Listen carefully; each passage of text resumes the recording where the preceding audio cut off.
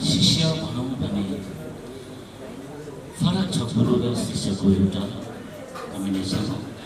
त्यसै कारणले भाइ विशाल तालदन लगायत सम्पूर्ण टिम र आजका यदुवर्की तामाङका पहिलो पटक उहाँको जुन सागर मुक्तानजीको जुन एउटा अभिनय हेर्नु पाइयो साह्रै खुसी लाग्यो र उहाँको सम्पूर्ण टिमलाई चन्द्रकुमार दोङ हार्दिक हार्दिक बधाई।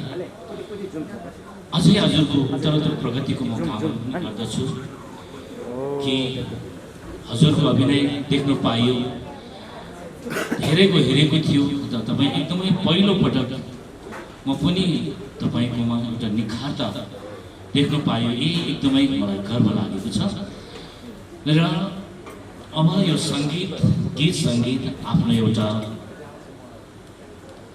यो बडा अचम्मको यो एउटा धुन छ, यसको आफ्नो एउटा अदृश्य शक्ति छ। हामी सुन्छौँ देख्दैनौँ, यही सत्य हो। हामी सुन्छौँ देख्दैनौँ र देख्नुको लागि त भिजुअल हेर्नु पऱ्यो, बल्ल यस्तो रहेछ भन्नु बल्ल हामी देख्छौँ। त्यो पनि वाइट लाइटमा मात्रै त्यो लाइटले देखिरहेको छ। यही सत्य हामी हेरिरहेको छौँ, यही सत्यमा हामी खोजिरहेको छौँ, दौडिरहेको छौँ। हिजोको दिनदेखि आजको दिनसम्म आइपुग्दा आज 2077 सालको जुन आजको जुन दिन छ, हिजो अब लक्ष्मी पूजा दिन, आज गोवर्धन पूजा र मेरो तर्फबाट मेरो समग्र तामाङ जगतमा सम्पूर्ण नेपाली जगतमै सबैको घर घरमा शुभ दीपावलीको हार्दिक हार्दिक मङ्गलमय शुभकामना। लक्ष्मी आमाले सबैको घर आँगनमा बास लिउन्, सबैलाई आशीर्वाद दिउन्, यही मेरो मङ्गल कामना छ। र म थोरै गीत सङ्गीत म बट्याउन चाहन्छु। म जसरी जुन यो आफ्नो तामाङ गीत सङ्गीतमा जसरी म आएको थिएँ, अघि हाम्रो सागर मुक्तान आर्यले थोरै आफ्नो एउटा कस्तो हुँदो रहेछ आफ्नो अनुभव पहिलोपटक हजुरले अब यो भिजुअलमा खेल्दाखेरि कस्तो हुँदो रहेछ भन्ने कुरो उहाँले स्वतः आफ्नो अनुभवलाई उहाँले बताउनु भएको थियो। त्यसरी नै यो गीत सङ्गीत यही क्रमले नै आइरहेको छ। हिजो 46 सालदेखिको अन्तरालदेखि आज 77 सालसम्म आइपुग्दो अवस्था हिजो धेरै दयनीय थियो। मेरो आदरणीय मेरो भगवान भनौँ गोपालञ्जन मामा, जसले मलाई तामाङ गीत सङ्गीतको लागि अत्यन्त मलाई प्रेरणा दिनुहुन्थ्यो। म आधुनिक गाउनुपर्ने, म गजल टाइपको गाउनुपर्ने, तर मलाई उहाँले पल पल मेरो हरेक उसमा उहाँले मलाई मुखमा मलाई उहाँले छेक्नुहुन्थ्यो। यो उसमा तिमीले हार्मोनियम नचलाऊ, तिमी तामाङ गीत गाउनुपर्छ। हामी तामाङ जातिको आफ्नोपन, आफ्नो मौलिक, आफ्नो संस्कार संस्कृति झल्काउनुपर्छ। आज हामी तामाङ साँच्ची नै यो राज्यले पनि हामीलाई निरुत्साहित गरेको छ। हामी एकदमै टुहुरा भन्दा पनि महाटुहुरा भएको छ। त्यसै कारणले तिमीले त्यहाँ तामाङ गीतै गाउनुपर्छ भन्ने गोपालञ्जन मामाको अत्यन्तै मप्रति अत्यन्तै दया सद्भाव थियो र उनकै प्रेरणाले गर्दा जीवनको आरोह अवरोहमा धेरै नै दुःखहरू झेल्दै आयो, विभिन्न भनाइहरू खायो। आज आउँदा म यति खुसी छु कि सायद जीवनमा मेरो गुरुले देखाउनु भएको मार्गदर्शनले आज म यति प्रफुल्लित छु कि जुन मैले एक समय 57-58 सालतिर होला सायद मैले तामाङ गीत सङ्गीतमा थोरै मैले मेलोडी चेन्ज गरौँ अनि यसलाई अलिकति रिदम फरक गरेर गरौँ भनेर मैले गर्नु खोज्दाखेरि पनि मलाई धेरै नै आरोपहरू आएको थियो। विभिन्न आरोपहरू मैले जीवनमा खेपेर आएको छु। सिसम तामाङ सिधोबा बामन कोसे तितोबा, यसले मलाई त्यति नै मेरो अब मानसिकतामा धेरै मलाई टसर दियो। छोर्केले ह्यामतामा छोर्केले गाए त्यो टचर दियो, वाला वाला ग्राममा गायो त्यो नै टचर दियो। विभिन्न गीतहरू मैले गाउँदै आएँ। अलिकति आफ्नो तामाङ भाषाले अलिकति आधुनिक शैलीमा के गरौँ त भन्ने मैले जस्तो अब दादरा रूपक दीपचन्दी मैले जसरी अब अलिकति यसलाई फरक गरौँ भन्दाखेरि पनि मलाई विभिन्न किसिमको आरोपहरू आएको थियो। मैले सोच्दै कि यो गीत सङ्गीतबाट नै म सदाको लागि चाहिँ म छोडिदिन्छु भन्ने मेरो एउटा आग्रह थियो। तर मलाई त्यो बेला यस्तो मलाई प्रेरणा मिल्यो, जुन त्यो अवस्था थियो कालिम्पोङमा मलाई पहिलोपटक एउटा कार्यक्रम उपस्थित गराउनु भयो। जब म कालिम्पोङ पुगेँ, मैले गीत सङ्गीतबाट मैले सन्यास लिनुको लागि सिधै मसँग 1 हप्ता मात्रै समय थियो कि म अब यो गीत सङ्गीतबाट म सदाको लागि बिदा लिन्छु भनेर मैले अठोट गरेको थिएँ। मेरो परिवारसँगै बसेर अब म यो गीत सङ्गीत नआउने भन्ने मैले एकदमै वाचा गरेको थियो। जब मलाई त्यो बेला मलाई कालिम्पोङमा पहिलोपटक कार्यक्रमको लागि मलाई उहाँले अनुरोध गर्नु, जब म त्यहाँ पुगेँ, त्यहाँ पुग्दाखेरि पनि मेरो व्यापक विरोध भागहरू छ। वाला वाला ग्रामको अत्याधिक धेरै विरोध भागहरू छ। इन्डिया होलमै पुरै अब चन्द्रकुमार दोङले चाहिँ चेलीलाई एकदमै होच्याएर एकदमै अपमान गरे भन्ने अपशब्दहरूले मलाई धेरै नै त्यहाँ भन्नुभएको थियो। त्यसले मलाई यति पीडा भएको थियो कि अनि मैले किन भने वास्तवमा मैले भन्नु खोजेको यो हो, तर मलाई किनभने गलत प्रकारले मलाई यसको व्याख्या गरेर मलाई मेरो आफ्नो नैतिकतालाई चाहिँ उहाँहरूले पतन गर्न खोजेको हो भन्ने मैले त्यहाँ प्रश्न गरिसकेपछि उहाँहरूले मलाई तपाईँले गीत सङ्गीत छोड्नु पाउनुहुन्न भने जब मलाई कालिम्पोङमा त्यो किसिमको एउटा त्यहाँको समग्र समुदायको एउटा मलाई विनम्र आएपछि मैले बिस्तारै बिस्तारै यसमा पाइला चाल्दै गएँ। आफ्नो तामाङ गीतलाई अलिकति आधुनिक शैलीमा ल्याउँ भन्दाखेरि पनि फेरि मलाई विरोध आयो। र आज 77 सालमा आइपुग्दाखेरि म यति भाग्यमानी रहेछु कि ताकि हरेक व्यक्तिले सहनु पर्दो रहेछ। सहयोगी रह्यो, आज त्यसको सम्पूर्ण परिणाम फल मैले पाइरहेको छु।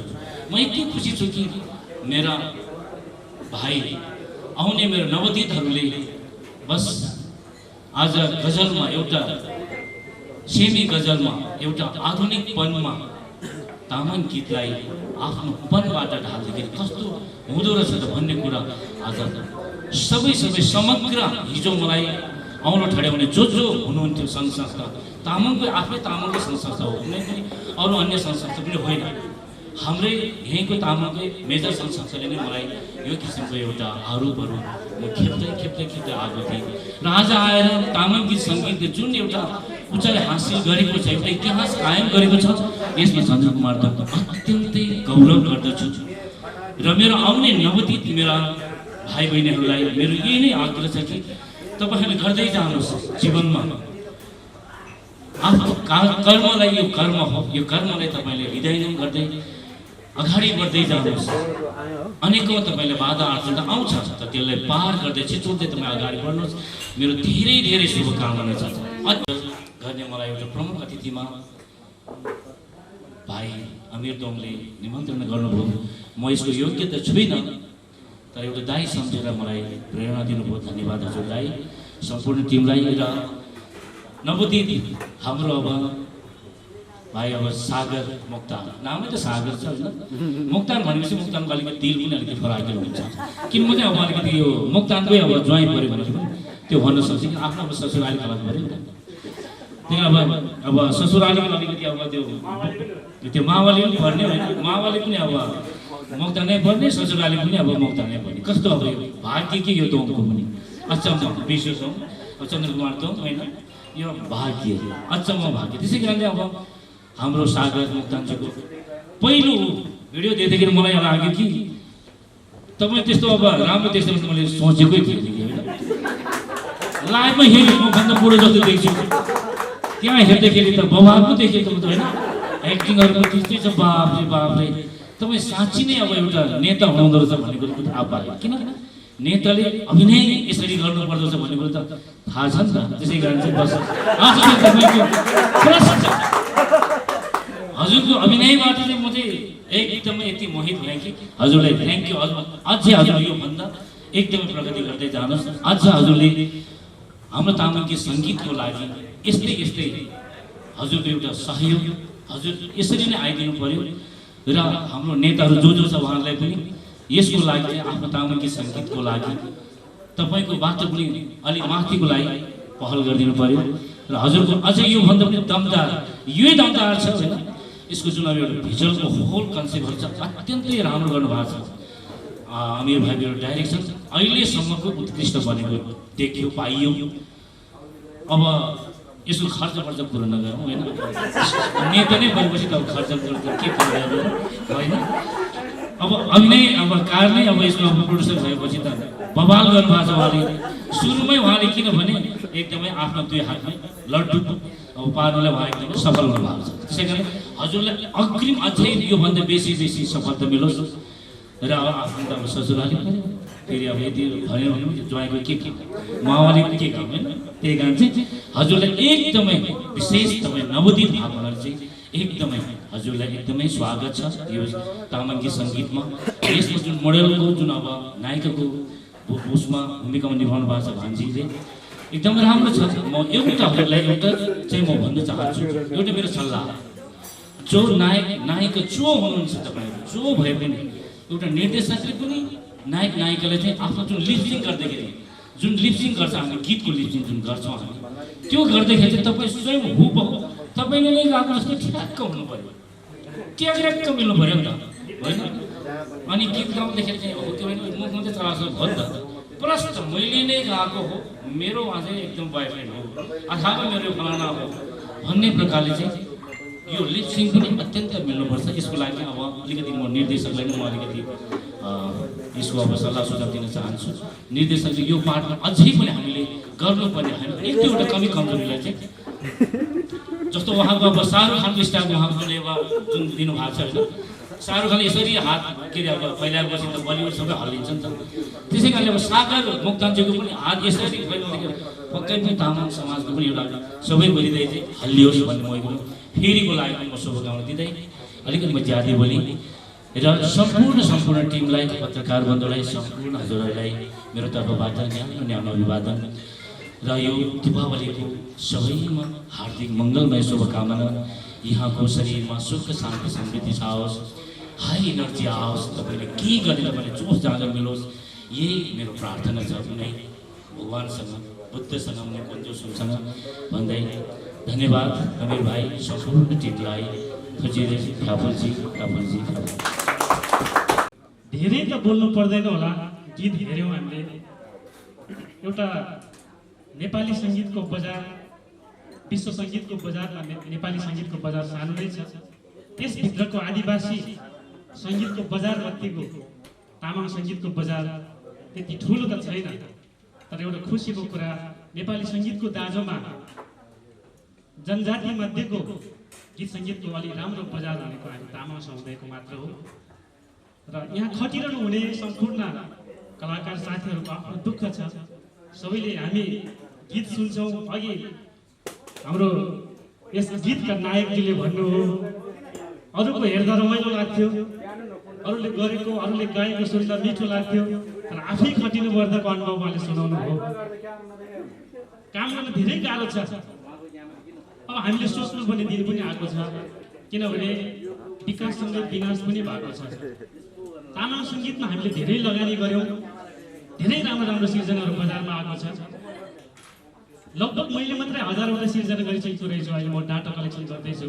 मेरो अग्रज झ्योझोले लगभग 5-6 हजारको हाराहारीमा त सङ्गीत सिर्जना गरिसक्नु भएको छ। र भर्खरै चर्चित हाम्रो नेपाल तामाङ कलाकार सङ्घ महासचिव पनि हुनुहुन्छ विशाल कालदानजीको एकदमै सिर्जनाहरू बढी बजारमा आइरहेको छ। त्यो हिसाबले हेर्दा हामीले तामाङ सङ्गीतमा धेरै लगानी गरिसकेका छौँ। अब यो लगानी उठाउने बाटो पनि हामीले अपनाउनु पर्छ, किनभने एउटा एप्सलाई हामीले आधार मानेर युट्युबको पैसाको आश त सबैले हुँदो रहेछ। अहिले कुनै पनि बजार छैन, तर युट्युबबाट पैसा कसरी ल्याउने, आफै च्यानल खोल्ने कि अरूको च्यानलमा जाने भन्ने पनि हो। त्यसैले अब हामीले एउटा विकल्प आफै यस बनाउने हो कि आफ्नै च्यानल सुरु गर्ने हो कि भन्ने चाहिँ मेरो सल्लाह सुझाव सम्पूर्ण साथीहरूलाई। भिडियो बनाउन अघि हाम्रो नायकजीले भन्नुभयो हामी मनाङ मुस्ताङ ताक्दै थियौँ, हामी पोखरा पुग्यौँ भन्नुभयो। मनाङ मुस्ताङ ताक्नु भनेको पोखराभन्दा माथि जाँदाखेरि लगभग 1 लाखको बजेट गडबडको कुरा हो, त्यो त थप त जान्छ नै। तर उहाँले 1 लाख त जोगाउनु भयो, तर जोगाए पनि उहाँले यो भिडियोमा चाहिँ कम्प्रोमाइज चाहिँ गरेको देखिएन। पोखराको रमणीय क्षेत्रलाई खिचेको पाइयो, जुन शब्द भावले खोजेको चिजहरूलाई डाइरेक्टर साहबले सबै समावेश गर्ने कोसिस गर्नुभएको रहेछ। यसको लागि सम्पूर्ण टिमलाई मुरी शुभकामना छ। मैले भन्न खोजेको गीतमा हामी लगानी गरिरहेका छौँ, अब उठाउने कसरी, किनभने तामाङ कलाकार सङ्घ गठन भएको पनि सम्पूर्ण तामाङ कलाकारहरू चाहिँ व्यावसायिक रूपमा सफलता पनि हुनुपर्छ, अनि मात्रै कलाकार बाँचे मात्रै सिर्जना बाँच्छ, सिर्जना बचाउन सकिन्छ, सिर्जना नयाँ सिर्जना गर्न सकिन्छ भन्ने हेतुको साथ नै हामीले संस्था स्थापना गरेका थियौँ। त्यसै संस्थाको संस्थापक अध्यक्ष आदरणीय ज्यू चन्द्रकुमार दाउजी यही हुनुहुन्छ। कलाकारको पीडा आफ्नो ठाउँमा छ, तर हामी कसैले प्रयोग मात्रै नगरियोस्, हाम्रो कला व्यवसाय पनि होस्, हामी पनि बाँच्न सफल होस् भन्ने हिसाबले अब हामी कलाकारहरूले सोच्नु चाहिँ पर्छ। अब चाहिँ हामीले यो विकाससँगै हाम्रो मौलिक सङ्गीतलाई विकास पनि गर्नु छ, तर हामी कलाकार पनि बाँच्नु छ। त्यसको वैकल्पिक उपायहरू हामीले खोज्नु पनि पर्छ, किनकि यहाँ आदिवासी चलचित्रका नेतृत्व गर्नुहुने अमृत सुब्बाजीलाई पनि त्यो पीडा छ, त्यो हामी पनि बुझ्छौँ। किनभने तामाङ चलचित्र क्षेत्रमा मैले पनि धेरै काम गरेको हुनाले हाम्रो बजारलाई बनाउने कसरी, त्यसको विकल्पहरूमा हामी जानु आवश्यकता छ। किनभने राज्यको हरेक दृष्टिकोणबाट हामी पीडामा छौँ। अहिले पनि हामीले जतिसुकै राजनीतिक रूपमा कुरा गरे पनि, सांस्कृतिक रूपमा कुरा गरे पनि, जे गरे पनि हामी जनजातिहरू अहिले पनि पीडामा छौँ। तर हामी जनजातिहरूको मार्केट कसरी माथि ल्याउने, हाम्रो कला, हाम्रो साहित्य, हाम्रो सङ्गीतलाई विश्व बजारमा कसरी लाने भन्ने नै हो हामी सबैको एउटा उद्देश्य। हाम्रो सङ्गीतलाई, हाम्रो साहित्य, हाम्रो संस्कार संस्कृतिलाई संसारभरि कसरी चिनाउने भन्ने नै हो, र हाम्रो पहिचानलाई कसरी जोगाउने, हाम्रो अस्तित्वलाई कसरी जोगाउने, संसारमा हाम्रो अस्तित्व कसरी कायम राख्ने भन्ने नै हो। तामाङ सङ्गीतमा लागोस् या नेपाली सङ्गीतमा लागोस्, त्यसैले सम्पूर्ण कलाकारहरूलाई दुःख छ, यो दुःखको फल मिठो नै हुन्छ। स्ट्रगल पिरियडमा भर्खरै यो फिल्ममा लाग्नु भए पनि यस गीतका नायकज्यू तामाङ सङ्गीत प्रेमी नै हुनुहुन्थ्यो। यता गोर्खे ताम, मैले विशेष गरेर चाहिँ हामी पत्रकार साथीहरूले नै यो कुरा भन्दैछु। यता गोर्खे ताम भन्नाले चाहिँ आफ्नो भित्री मनको कुरा आफ्नो प्रेमिकालाई हुनसक्छ, आमालाई हुनसक्छ, दाइलाई हुनसक्छ, भाइलाई हुनसक्छ, इष्टमित्रलाई हुनसक्छ, जो कसैले पनि हुनसक्छ, तर भन्न नसकेको कुरा, व्यक्त गर्न नसकेको कुरा आज यो म्युजिक भिडियोको माध्यमबाट गायक गायिकाले र मोडल र त्यो जुन चाहिँ गीतमा मोडल गरेका दुवैजनाले चाहिँ व्यक्त गर्न खोजेको हो कि भन्ने देखिएको छ। र साँच्चीकै भन्नुपर्दाखेरि छायाङ्कन पक्षमा धेरै मेहनत गरेको पाएको छ। र अमीर दाइलाई मैले पहिलादेखि नै भन्ने गरेको थिएँ, दाइ अलि फरक गर्नु पर्यो, अलिक फरक गर्नु पर्यो भनेर मैले भनिरहेको थियो। र आज यो फर्स्टचोटि हेर्दाखेरि अलिकति नयाँ पनि पाएको हो कि भन्ने महसुस भएको छ।